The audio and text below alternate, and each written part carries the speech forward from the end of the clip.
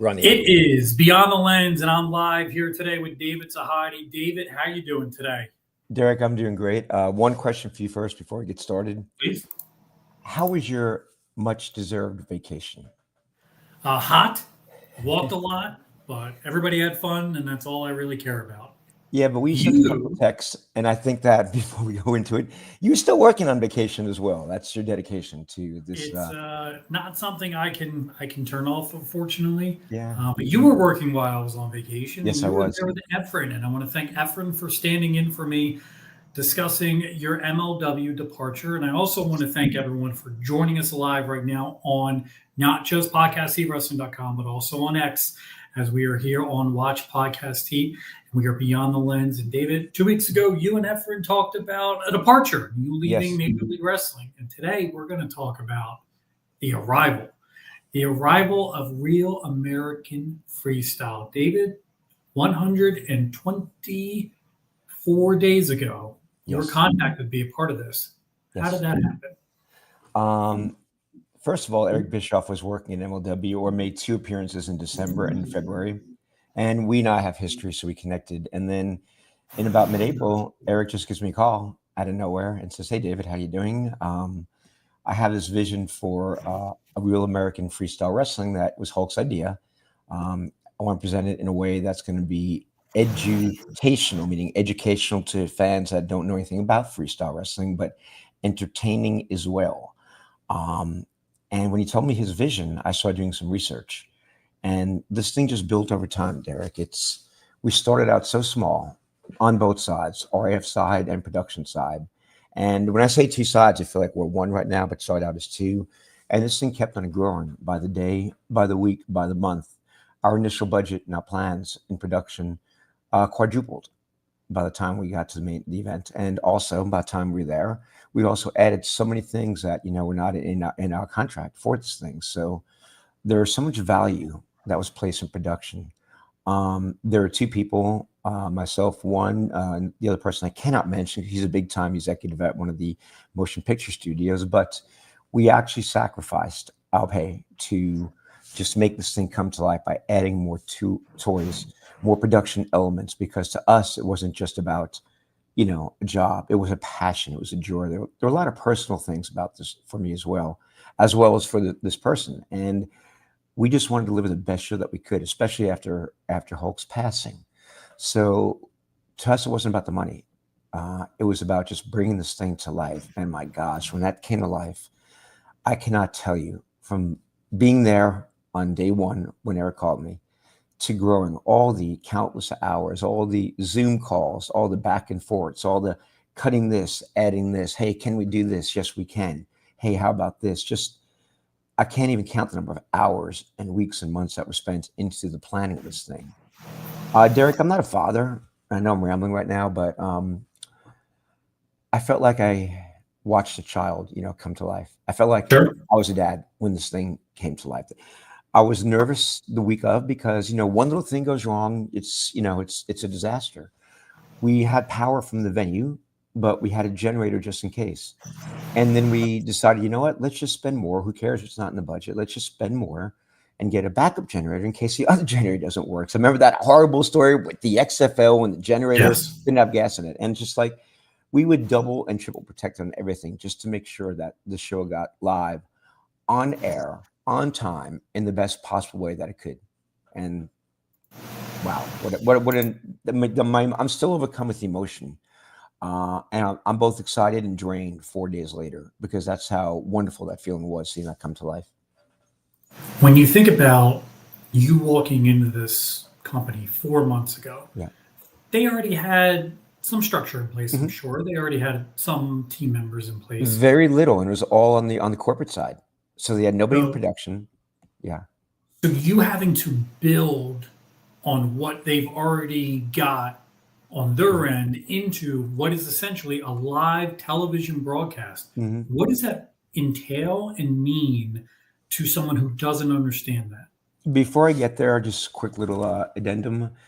When Eric Bischoff calls me, of all the great people out there, and chooses me to head up the production for this venture, I was not going to let that man down. I was honored. I was excited, and I'm like, we're gonna friggin' nail this thing.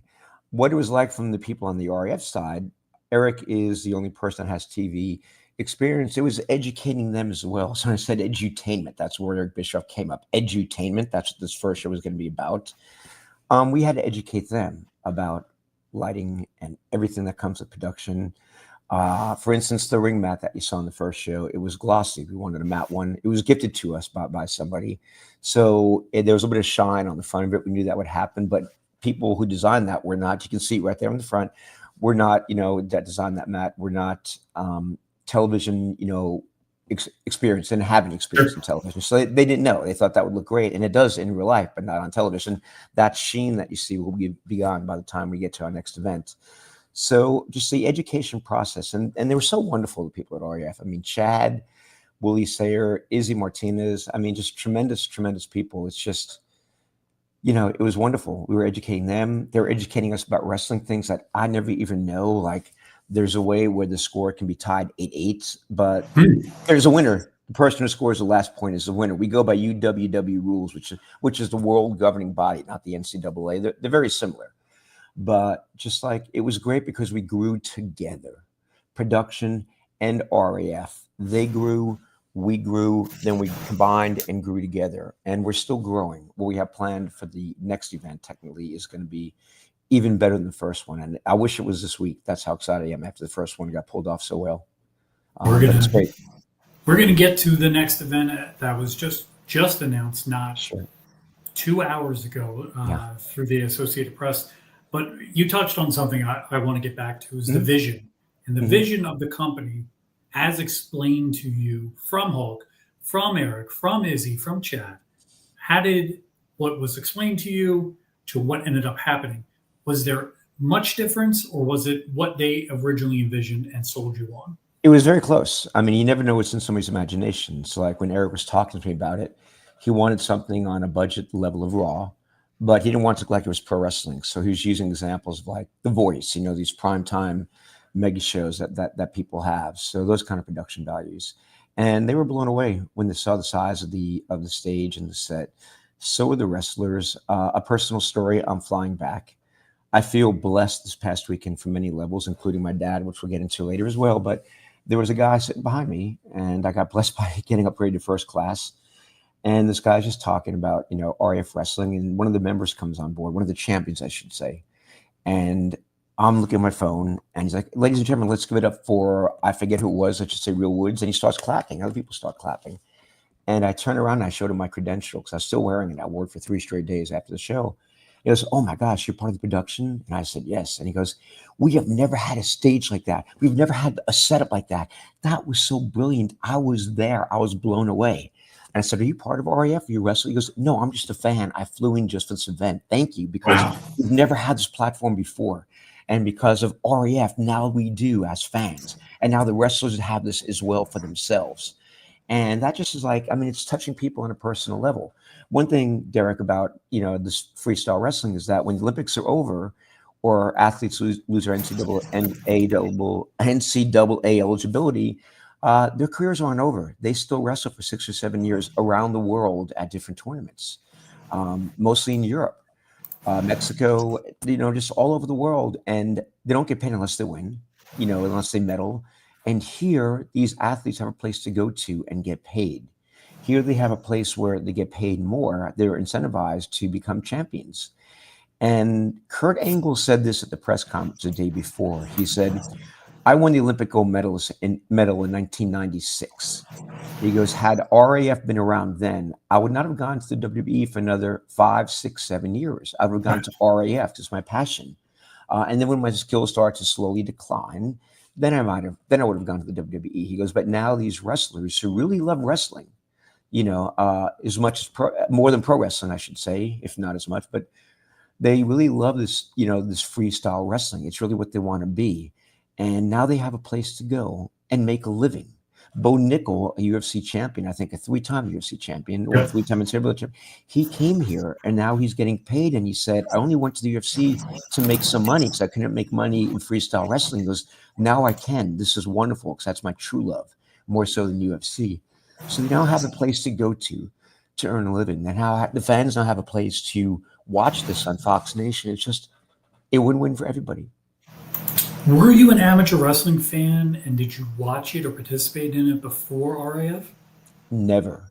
I had a Oh, friend who was, and he became a pro wrestling fan by default because I was working for the WWF at the time back in the early '90s. But I wasn't really a fan. Once Eric called me, I started doing some researching, and I became a fan. And the more I watched and the more I learned, the bigger a fan I became because there are so many nuances, especially in the scoring, that if you don't know them, it makes no sense. So yeah. we made a point to explain the scoring, not only at the top of the broadcast, but also when somebody scored points.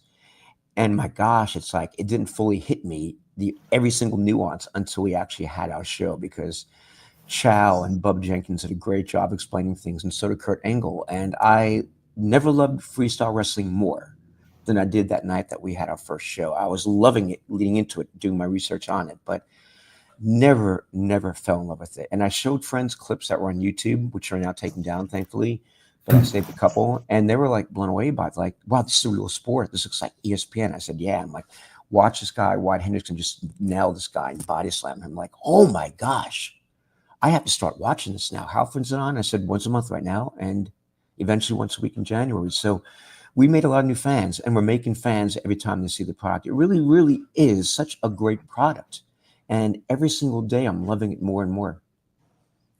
When you think about production, Mhm. professional wrestling, you have shot a four-sided ring, you have shot a six-sided ring, Yeah. you have produced countless opens for promotional work. Mhm. What is the biggest difference that has stuck out to you so far between amateur and the professional ranks of it?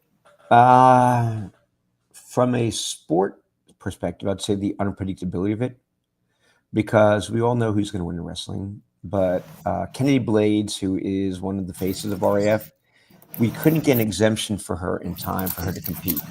Sure. She's a U.S. Silver medalist in the 2024 Olympics. So we got Holly home 48 hours beforehand. She's Wow. a former UFC champion, she's a kickboxer, and Holly thought that she was going to get her ass kicked in the first 30 seconds because she hasn't wrestled in a while. And the opponent was worried about that, and we had a medic that was sitting ringside just in case she got hurt. Well, Holly didn't lose in 30 seconds. As a matter of fact, she nearly won in 30 seconds. I think she had a 4-0 lead. She nearly pinned her opponent. And the crowd just started going crazy. And they were originally rooting for their real freestyle wrestler. And they started rooting for Holly. And these Holly chants came out. And she went the distance. She lost by decision. But that's the unpredictability about it. The fact that you can gain a pinfall like Wyatt Hendrickson did in the second round and come out of nowhere, that's the big difference for me from sport-wise, from entertainment perspective-wise. The difference in production is that everything that we did that was backstage wasn't like orchestrated. It was real stuff. We didn't plan things. There are no writers for the show. It's just us come with ideas like, hey, let's just interview this guy in the locker room, or let's shoot these guys while they're warming up on the mat. Hey, let's get an off-the-cuff interview with somebody. So nothing's planned and nothing is scripted. Things just come into being based on what we see happening during the day. There are enough pre-tapes where it starts out with a cup of coffee and somebody stirring and it pulls out wider and you see who it is, and as it pulls out wider you see somebody else walk in the frame. It's real and you can feel it. When something's real, when something's contrived, and there's nothing here that is scripted. It's fully 100% unscripted, and that's the beauty of it. When you think about the beauty of knowing what's coming, what's going to happen, it's a real TV production. Yeah. Professional wrestling now has been, we know it's scripted, but you have agents that are calling the shots, that are calling the truck to let them know what's coming. You are producing this in an environment where you don't know what's going to be next. Yeah.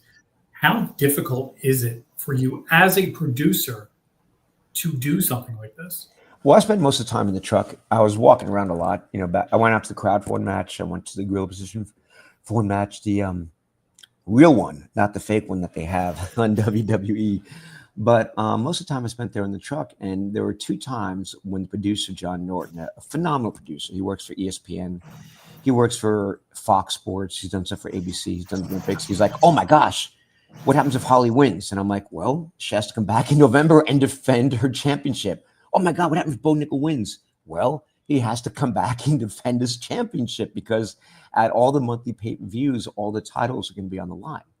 So it's like, that was the beauty of it. It's like Holly won, whether she had obligations to kickboxing or anything else. It's just like, well, she has a championship belt to defend. And if she doesn't, she'll lose it.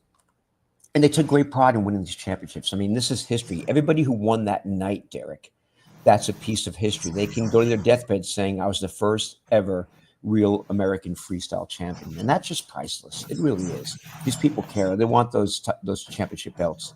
They want to keep them. It's just beautiful. What really is beautiful is the outpouring of support after one of the original founders of Real American Freestyle, Hulk Hogan, passes away. What changes when Hulk's untimely death happens for you, for the production, and for the company? Nothing really changes except we take a 2-day pause just to deal with the emotions of everything. I know Eric took it really hard. I took it sort of hard because I had a working relationship with Hulk. My business partner, this is a sad story, but he took it extremely hard because he was doing this for 2 reasons. One was me. He's a best friend. He does not need the money, a big-time executive. But his father has dementia. His father can't remember anything except for one thing, and that is Hulk Hogan. So every time Hulk Hogan would come on TV or he'd be with his father and watch his tape, he'd be, son, look, Hulk Hogan, remember you used to watch him every single day back in the day? And he's like, yeah. So that was the only memory that he still retained was that of watching, Hulk Hogan with his son, this man that has dementia. And so this guy, he was looking so forward to going to the first event and saying, Dad, hey, I'm FaceTiming you. There's a very special guest I want you to see. And then he was going to pan over to Hulk Hogan and he's going to say, hello, Mr. So-and-so. And just the thought of that, when he told me, I cried. And, I cried many times when I heard that story. It's so beautiful. And then when Hulk passed, here's my number one guy, the head of production. He's like, do I go on anymore? I was doing this for you and Hulk, but Hulk passed. And that moment with my father was priceless. I can't do this. David, I'm sorry. I'm letting you down. I said, James, you're not letting me down. John, you don't let me down. Just think about it.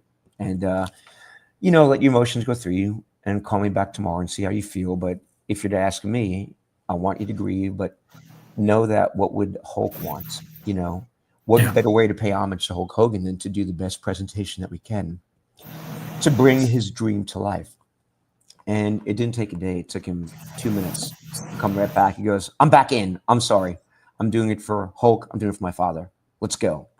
I said, great. I understand you're feeling emotional. And that was one of my biggest challenges too, because new company, people not knowing things. There were a lot of hiccups, a lot of bumps. A lot of people quit on me. I was trying to keep people together.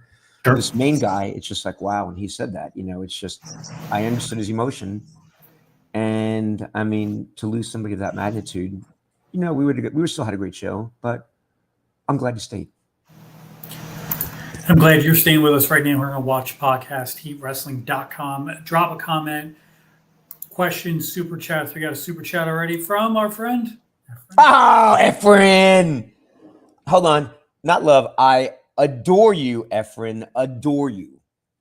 It's a thing with Efren and I. We use the word adore. Efren's got a great show out this week. 20 questions. David's been on the show before, and this week it was with the Big Boss Man's daughter, Lacey Traylor. So make sure you check it out. It's available right now on podcast.heatwrestling.com.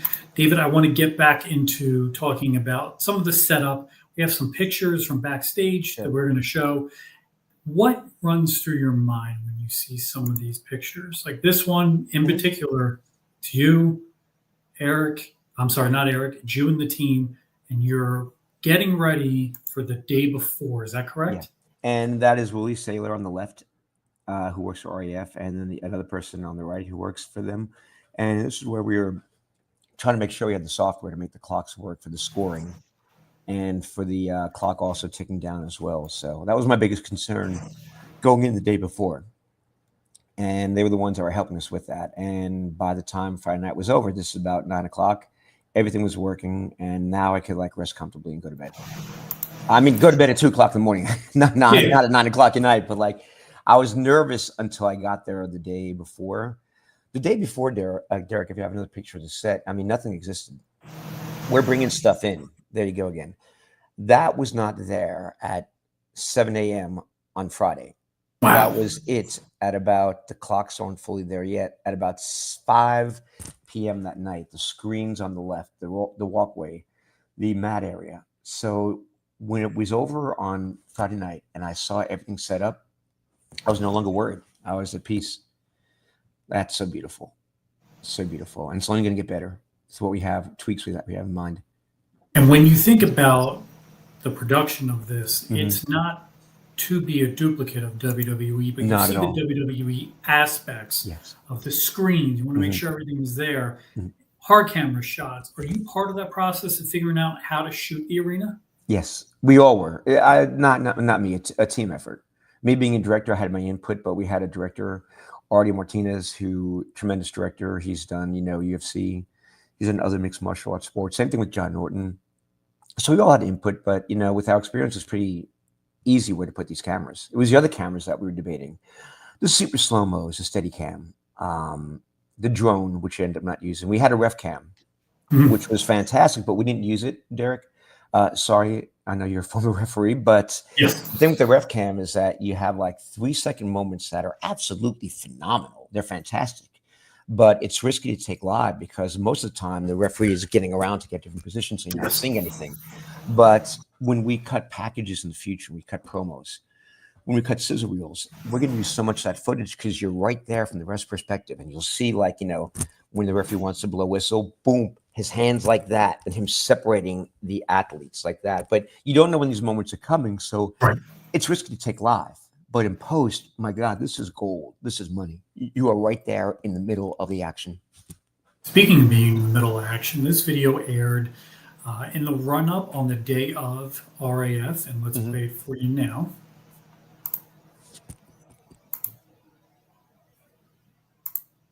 Don't quite We hear the have audio. cameras everywhere. We have Ah. microphones that are actually going to pick up the sounds of the athletes really smashing each other so you understand how physical and how tough the sport is. Cleveland, it's time. RAF is upon us. The first show ever. Are you ready, Cleveland? Are you ready, United States? Are you ready, the world? RAF 1 is here.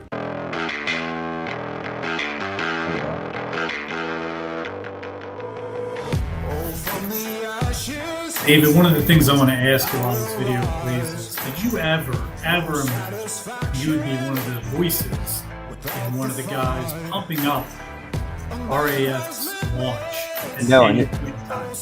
No, it was random. One of our backstage crew members was there and was shooting social media for Fox and wanted to interview me. So that was just random. I didn't give a shout out to Chad Bronstein, the CEO and founder, on that one. And I feel bad. He joked with me about the next day. Hey man, you gotta get the story right. Hulk and I were, at this event. We saw Real American Beer, and he was joking. I mean, he's a great guy, phenomenal guy, dude. Just I feel bad that I left him out, but it's just like, it's a joke between us right now. Yeah. Yeah, but just what great people there at REF. And they were looking forward to us, to bring this thing to life. And they were, I'm sure, nervous too that it wouldn't be as good as they envisioned. And they said we went above and beyond. So I'm so happy that we pleased them and made them happy. To me, watching it live and then back, you saw all elements of what we know as sports entertainment, professional wrestling, mixed martial arts, every microcosm of any of their productions, all blended into one. Yes. When you sit there and you think back of production sheets and we have to go to this, we have to go to that, this has never been done before. No. How impressed were you with the team of RAF to shoot this in a way that didn't look like there were any hiccups to a trained eye? Yeah, well, I wish I had one of the formats, because stuff like this, and most formats that I've had at TNA, MLW, WWE, they were like, 10-page formats, item numbers. Derek, and then it goes like maybe 98 or something. This was 655 items. So you could not go by paper. You had to go by your laptop, the director and the producer, constantly scrolling up all these things because everything was marked. And that's how they do it in real sports. Like whenever a graphic comes in, whenever we go to this camera, all these little nuances that we kind of wing in professional wrestling, they were all here to make sure that we got them. And of course, some of them we would need, but they were there just in case we wanted them. We had floaters that were built, floaters that are like time lapse of the venue being set up. the day before in case we had a lull time, in case we were running under. We can get something to fill just to keep us at time. And, just once again, the unpredictability about it is tremendous. It's like, I mean, this may be a bad analogy, but the Montreal screw job with Brett and with Shawn Michaels, watching that at home, I knew something was wrong. I knew something was, it happened the way it was not supposed to happen. And we went off the air real quickly. That was so unpredictable. I never saw it coming. That's what this show felt like. You never knew when there was going to be a moment where, not a screw job, but something that you didn't anticipate, like Holly Holm, would happen, her almost becoming champion. An emotional moment for you Yeah. is this picture I'm going to put up on the screen. Okay. And it's important to you that you show respect. So I'm going to put this up, and then Sure. I just want to know what your thoughts are when you see it.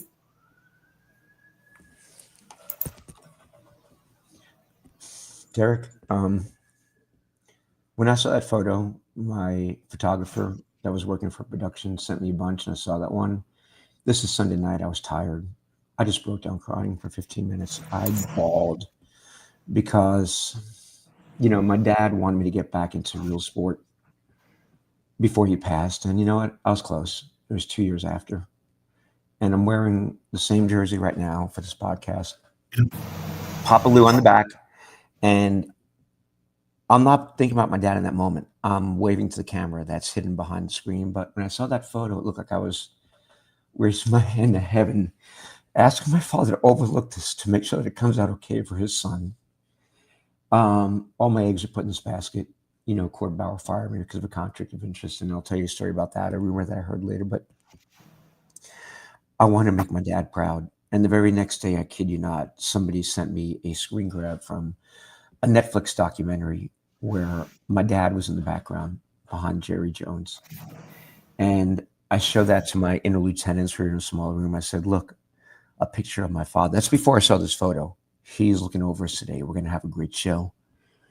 It's going to go off without a hitch. But when I saw that, it's just like the man who meant more to me than anything in life. I'm sure he's so proud. I'm sure Hulk's proud as well. Yeah. And I told somebody that, my dad's watching with Hulk Hogan on the great screen in the sky, and they're both proud. But my God, there's so much symbolism in that photo. And when I told that to the photographer, why he got that, and he had no idea when he took that. And he goes, that's why I like taking these candid moments, because you never know the depth and the magnitude and the symbolism of them. And that's just, I'm waving my papa there in heaven, saying, love you, Daddy. Please make sure we have a good show. I'm 63 and saying, Daddy, Papa, please make us have a good show. So that photo is iconic. I'm going to get a blown up picture of that somewhere and put it in my house, highest quality I can. I think that would be a great background. Yeah. Yeah. Gosh, you got emotion out of me, Derek, with a picture this time, not with words. That's okay. And listen, that's what we're here for. And the tears of love, it's just like, oh my God, he was helping. Oh my God, my dad's still around me in spirit. Just beautiful, beautiful, touching. Now, when we get to the show and the show goes off, you have Tito Ortiz, you have Chael Sonnen, you have Kurt Angle, you have all these stars and celebrities. What did you hear from those guys regarding concept, the production, and how the show went? They loved it. Chael said like he never saw a set this beautiful. He said it's bigger than the Olympics. They were all blown away. Kurt loved it too. We had other celebrities there. We had a famous actress, I forget her name, Juliana Pena, I think is her name. Mm-hmm. We had some other UFC people that were there. We had Matt Riddle, who was there, the MLW world champion. And he was sitting in the celebrity section, and I knew he was coming. And spoiler alert, I know he wants to compete. I don't know if he's going to at Penn State. I know that he wants to compete. And I said, hey, man, I want to get a picture of you on camera. And I said, but of course, going to be probably pissed off. And he told me this, so I'm not breaking anything. It's his word. So if it's wrong, then he lied. Because I'm not under contract to court. I can do anything that I want to. I'm not sure if that's true or not. I think he's under contract to court for a couple of years, but he didn't care. He was get a shot at me. And I tried to get a shot, but somebody kept on coming on. And I'm looking back right now. Matt Riddle's a friend. I'm glad we didn't get a shot at him because I didn't want to conflate professional wrestling with wrestling on the first night. Now people think, oh, they're working angles. Matt Riddle's going to do run on or something like that and attack somebody. The whole thing with Tito Ortiz and Chael, that was spontaneous. That came out of nowhere. We didn't plan that. That just happened. Yeah. Very interesting. And of course, as Chael said, Tito had a little too much to drink in that moment. But there's a history between them, and it's a real one. And they were joking, but they weren't. There's still animosity between those two guys in the past. So that's going to be interesting to watch. We'll see how that unfolds. And one of the things that surprised a lot of people was the Hulk Hogan appearances on the show. Voice, video. What can you tell us about what happened with Hulk Hogan being featured here? Yeah, well, I'll go back to the trivia piece at the beginning first. That was done by WWE. Oh, wow. Eric Bischoff was there, and when it was over, I'm not sure who went up to him. Maybe it was Hunter or some other official, and they said, Eric, thank you for coming. Is there anything we can do for you? He goes, yeah, can you get me a video as good as that one? And they said, we'll get you one better, so personalized. We'll interview you, we'll interview Chad, and get that in there. So they produced that 4-minute piece. Then also these 4-minute, we had 4 different intros that were voiced over by Hulk with his imagery at the top. It was some great AI that WB has. And when I saw those at home 10 days beforehand, I got goosebumps hearing Hulk's voice talking about these people, even mentioning in some their heights and weights and where they're from. It's as if he was alive doing these voiceovers. And we kept this totally kayfabe, Derek. Nobody knew. Even the talent that had these special introductions, we told them when they got out to Matt, okay, you stand here, then the other person, you stand there.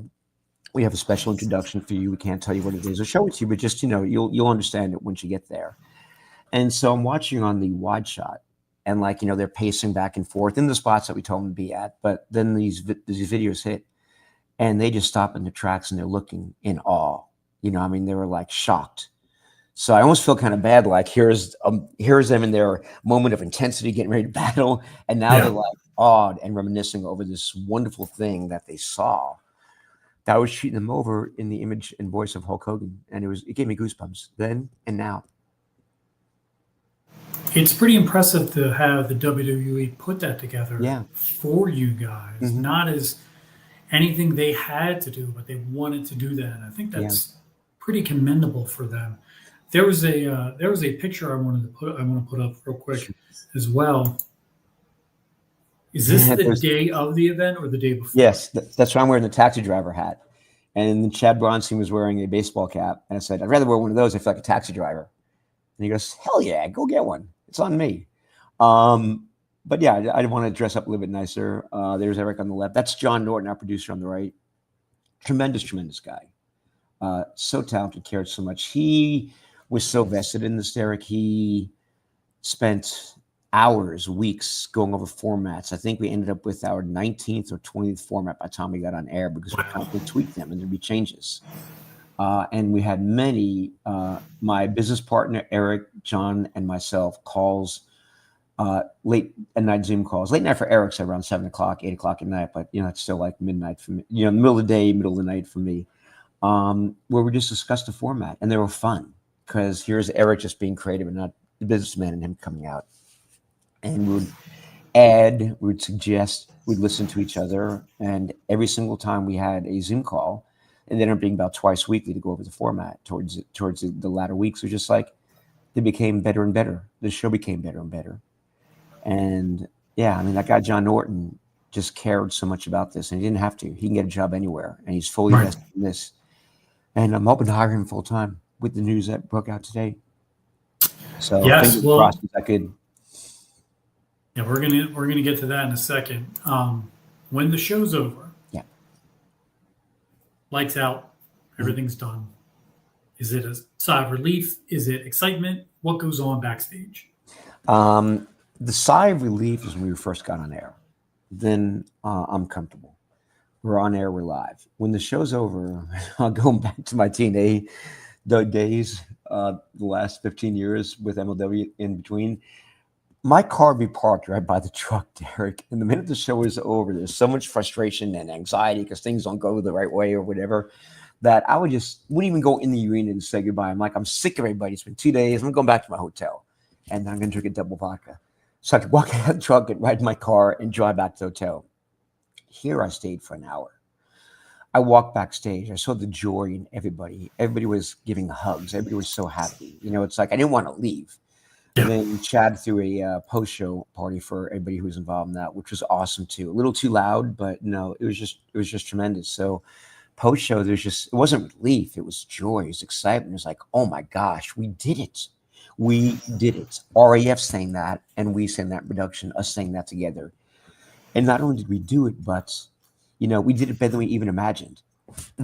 Me, I'm a perfectionist, and you're never happy. I wrote down so many notes on little nuances that don't cost any extra money to make it better. Things that we can do that nobody at home would know, but you'll feel it at the next show. Minor things, but minor things become big things when you accumulate them all and finesse them and make them better. But you can't expect anything to be finessed the first time you do it. I'm just impressed that it came off as well as it did. I mean, first time venture for everybody, so it was great.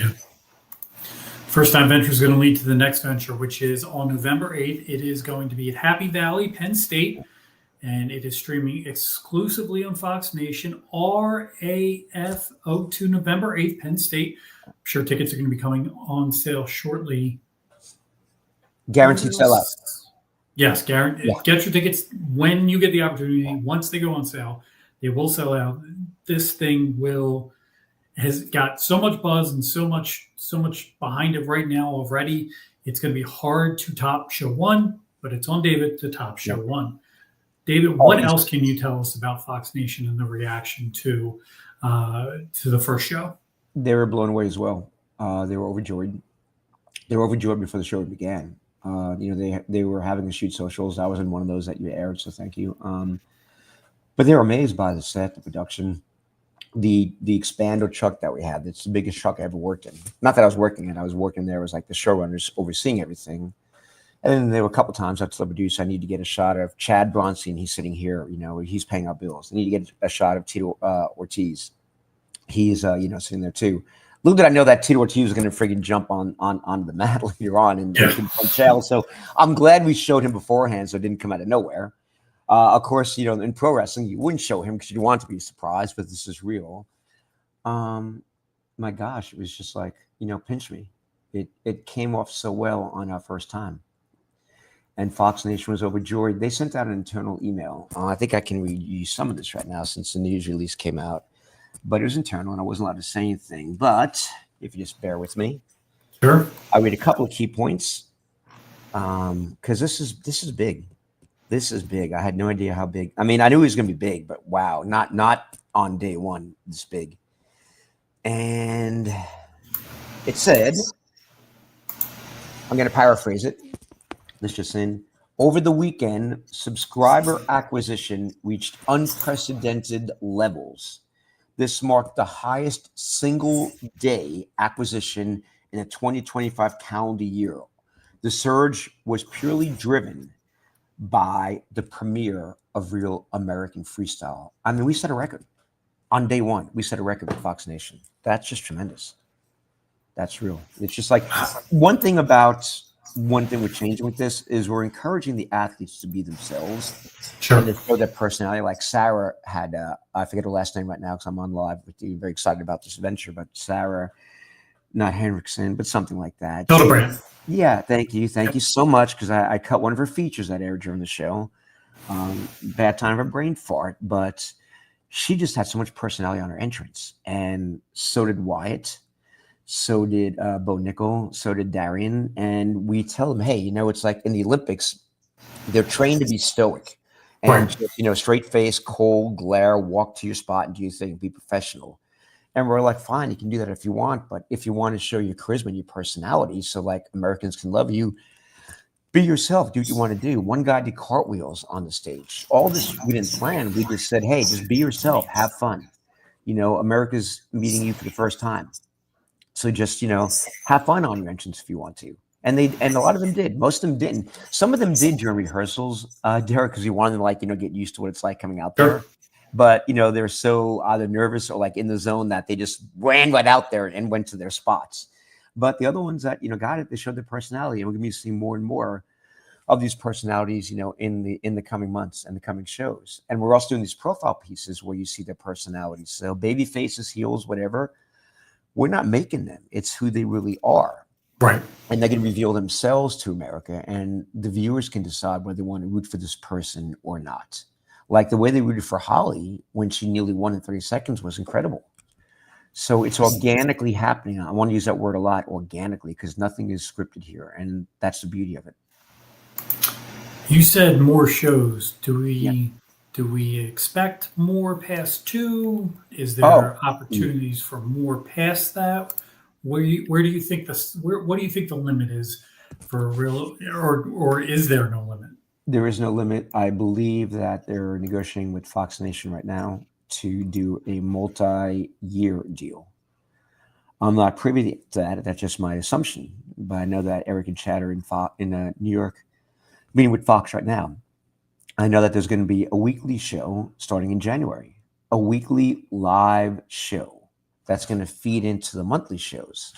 Not sure where that's going to be either, but that was announced by Eric on his podcast 8 days ago. And that's exciting. I'm in charge of that as well, too, both live and post, which is very exciting. I never thought I'd be working full time again. I didn't need to, but this is a passion, Derek. It's not about the money. It's a passion. To be with a company on day one, I don't know if you can even put money to this. It's priceless. Sure. But it's just an idea when there's not even a mat or a banner that is built. We don't have a full roster yet. We're just now putting a crew together for the very first time. Be part of this for day one. I know that 10 years or 15 years from now when I retire, well, who knows, I'll probably die in the director's chair or somewhere, in the truck 20 years from now. To know that you were there from day one, it's just an idea. I mean, you can't buy that kind of personal satisfaction, that kind of joy. I'm fortunate. I'm blessed that Eric chose me, and I'm blessed that everybody did their best to make it happen. I'm blessed that Papa Lou and Hulk from above, I think, were giving us their wishes and their blessings as well. It's just very emotional for me in a very good way. And I'm just overjoyed. You've brought up Eric a lot, obviously the chief media officer of Real American Freestyle. Excuse me. Today's the 30th anniversary of the launch of Nitro, first episode. Wow. Lex Luger walks out Lex of the Mall Luger, of America. yes. Oh my gosh. Yeah, Lex Luger walks out of the Mall of America. You got Ric Flair and Sting. You got Brian Pillman and Jushin Liger. Wrestling changed that Monday night. Yeah. And Eric, you've called the guy who unknowingly launched the Attitude Era. Yeah. How full circle is it for you to be in this spot with Eric on this day, 30 years after the launch of Nitro? Again, that's another aspect of the dimension. I said there's many emotional dimensions of this too for me. It's amazing because we were trained by Vince to hate Eric Bischoff. I'd never met him before. He was the evil one. Vince McMahon hated Eric so much. He knew that Eric was behind everything, that he attacked Ted Turner instead with the Billionaire Ted vignettes because, hey, it's a billionaire that's running this, but he also didn't want to give Eric credit because he hated Eric that much. I didn't hate Eric.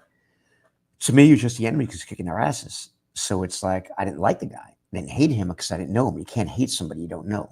Right. And I learned later in my life not to hate anybody anymore. Just like, you just don't give any of your energy and any of your attention. But then I saw Eric at TNA when he came there, and I was afraid to introduce myself to him at first, very nervous, and I did. Hey, David, I've heard about you, man. You do good work. And I'm like, Eric, I was afraid to meet you, to be honest with you. And he goes, why? And I say, well, back during the Monday Night Wars, you were this. You're giving away our results. You're bashing everything about us. He goes, David, it's television. I'm on TV. I'm playing a character. That's Nitro Eric. That's not Eric Bischoff. And I hit off with Eric right away, and we worked together at TNA for 3.5 years. And they had some great ideas, too. A lot of people bashed that era, but I mean, Aces and Eights was tremendous. Other ideas they had were tremendous, like getting Bobby Roode and James Storm to become stars. So to go from working for a company that Eric was the enemy of, and I was trained to be his enemy, to being afraid to meet him, and now to feeling like Eric is one of my great friends. It's wonderful. The fact that he had the trust in me and I didn't let him down. I was not going to let him down. It means the world to me. So I go from trying to destroy Nitro and come up with the Attitude Era to like me trying to create something out of nothing, just an idea with Eric Bischoff. And we did that. It's just, what a full circle moment. I mean, It's a storybook, really. It's a Hollywood movie. When you talk about or think about what's next for Real American, what Mhm. is it? Gosh, it's the cliche, the sky the limit. Let me see if I come up with something better, but it's unknown in a good way. We launched a rocket last Saturday, and I had no idea that rocket was going to be in outer space and flying past the moon after the first show. So we're going to go places where, a sport has never gone before. This is a sport that, Americans are going to love, and that's why Real American is in there. It's a sport that the world loves. It's kind of like how soccer wasn't big in the United States until we made it big in the United States. Whoever's involved in soccer, you got soccer moms, you got soccer dads. Well, there are wrestling moms and wrestling dads that never had a platform like RAF, for the children as they're wrestling in high school and in college to watch, and now they do. Um, Love him or hate him, the president of the United States, when he called into Fox Nation to grant Wyatt Hendrickson that, executive order that allowed him to wrestle. Do you know that backstory at all, Derek? I do not. Yeah, and just for the president to be on there. And then he tweeted out, somebody told me, I did not see the tweet, or said that, this is America's real sports. And to say that he's going to be at the next event at Penn State, I mean, you can't get better PR than that. Love him or hate him. I don't love him. I don't hate him either. But, I mean, when the president of the United States not only endorses you, but says he's going to be there, that's why I say, it's like, it's more than the sky. That's the limit. We're past the sky. We're traveling into another universe. It's wonderful. It really is. David, what else is wonderful is that I was back here this week with you talking about Real American Freestyle. Did we miss anything, do you think? I don't know. Yeah, I'm sure we did. Not that we have to talk about it again, but I'll be getting breaking news daily and weekly. So maybe every week we do a 5-minute update somewhere in the show. But it's just, I still have so much emotion in me for so many reasons, professionally, personally, and multi people. Eric, my dad, Hulk, people that that we brought on board, that professionals like John Norton, who's a world-renowned producer, did a phenomenal friggin' job in the truck, by the way, dude. I mean, he ran that ship like nobody else could. To people that are unknowns, but I knew they had talent that we brought along to do this backstage stuff, that music video power. That's our backstage photographer that I met at MLW, and he gets paid next to nothing there. And for him to be able to showcase his talents on such a bigger audience is it's like, hey, good for him. Maybe he'll get some more work out of this. Every still that you showed is one that he took. Just tremendous. So it was personal for me on that level as well. Just so many different dimensions and levels that it was personal on, not just professional. Just overjoyed, not relieved, overjoyed. And we thank everyone for joining us today here on Beyond the Lens with David Sahadi. For this late breaking news or anything that is going on with RAF, make sure you follow David on X at David Sahadi. I'm at Derek Sabato. And Dave, I'm going to leave this, what an enlightening episode this has been regarding everything going on with Real American Wrestling or Real American Freestyle. You know what tonight is? Thursday night, the opening of football season, and there's something TNA is going live. What else is happening? It's football season. You're wearing a football jersey in honor of your dad. Yeah. And the reason we are doing this today at 2 o'clock in the afternoon is because my Philadelphia Eagles, the reigning defending Super Bowl champions, will be kicking off the season by ramming their fist down Dallas's throat. And we are going to win by a lot. There are Cowboys fans. There are literal members of Texas, former Olympic heroes in my DMs going, you're going to kill us tonight. So I'm going with the Eagles. Yep. Big. Dave, you're a Jets fan. Yeah. What do we got this weekend for the Jets? Do we got a win? Do we got a loss? Do they show up? It's going to be interesting. There's a lot of emotion involved with the two quarterbacks. They played for the opposite teams a year ago.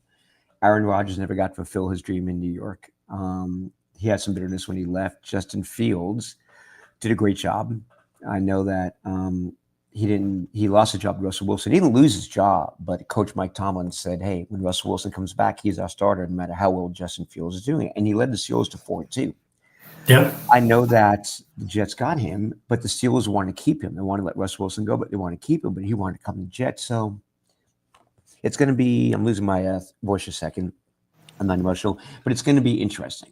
I cannot tell you where it's going to go. I know the Jets this year probably won't make the playoffs, but they'll be an exciting team to watch. They're going to win some games. People are going to think they're going to lose, but they are a team that is, I think, the youngest team in the NFL right now. They did a big expunging the roster. I think Justin Fields is set up for success with a great offensive line, a great running attack. Speaking about your Eagles, Derek, they're playing tonight, you said, I think, correct? That is correct. I did my draft last night, my fantasy football draft, and all my energy and focus was on RAF this past weekend. And then when it was over, it was just on lingering in the joy and the emotion of it. So I didn't even know who was playing tonight. I have to set my lineup soon. Thank you for reminding me. You're welcome. Guess what? I'm rooting for the Eagles too. It's not just because of you, not just because of the green, but I love that team. And even though I'm a Jets fan, I still like the Giants, and Saquon's a former Giant, and good for him. I have him in fantasy as well. Same. So yeah, and I have two. On two different teams. I have each of your receivers as well. So yes, yes, I do. So I'll be rooting for the Eagles, not because of you. Although you're bonus, you're an added bonus, as they would say. I appreciate that. I have my friends make fun of me for it. I will not draft anybody in the NFC East. I cannot. Not even an Eagle. I will only draft Eagles. Okay. I cannot draft Cowboy, a Redskin, or a Giant. It feels dirty to want them to succeed. So I have shied away. And when I tell you, I passed up on some really good talent this year because I just can't do it for myself. But are you in the infamous Jeff Jarrett Fantasy League? No, I never was. Yeah, I never was. And it's too many people in that league. It's like I've heard. My league is. I'm the commissioner of my league, and it's 10 members, Derek, and it's 3 flexes, which is great. Ooh. So you can go 4 running backs, 1 wide receiver. You can put in 3 tight ends if you want to. You have so much flexibility with that, and that's one thing I like. And I have a higher risk, high reward scoring system as well. It's basically the basics, but like if you go over 100 yards, you get, I think, 3 extra points instead of 1 extra point. Field goals, if you kick one that's longer than 50, instead of getting 5 points, you get 8 points. If you kick those over 60, you get 11 points because those really happen. You get a point just for trying one over 60 yards. Defense, you get great rewards if you shut a team out. But if you lay an egg and a team gets 400 yards against you, it's like then you start getting penalized. So the center is kind of the same, but when you do really well or really poorly, you get either penalized or rewarded for that. So it's a very interesting league. I am in a 12-team super flex. Is that 2 quarterbacks? 2 quarterbacks. Wow. And we have a 0.5 PPR, but for tight ends, it's 1.5 PPR. Wow. So there's a million different configurations of how this goes. And one of the cool things that we do is that we will draw the draft order, except the draft order isn't the actual draft order. It is you get to pick what number you are as you go down the list. So I picked 5th, assuming I would get one of the top 5 quarterbacks. Yeah. Well, not surprisingly enough, Jalen Hurts got picked, who I wanted to be. And he's number 5, correct? He was 4. So I'm sitting there. No, but his uniform number. What's his uniform number? That's right. I'm like, all right, I got a chance. He gets picked 4. So now it's down to Saquon Barkley, and now I forget who the quarterback is. And I'm like, I got to take Saquon. The league is built for quarterbacks, but I just can't do it.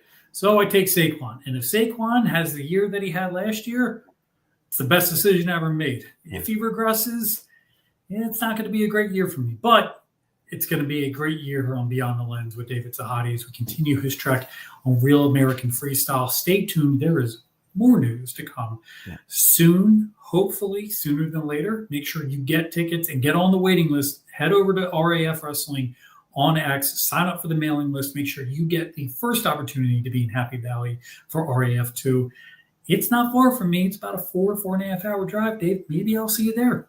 Oh, please come by. You get a backstage pass. You can walk. All access for you, Derek. Stay tuned here at podcastseatwrestling.com as well. We have some great stuff we're going to be rolling out in the next few weeks.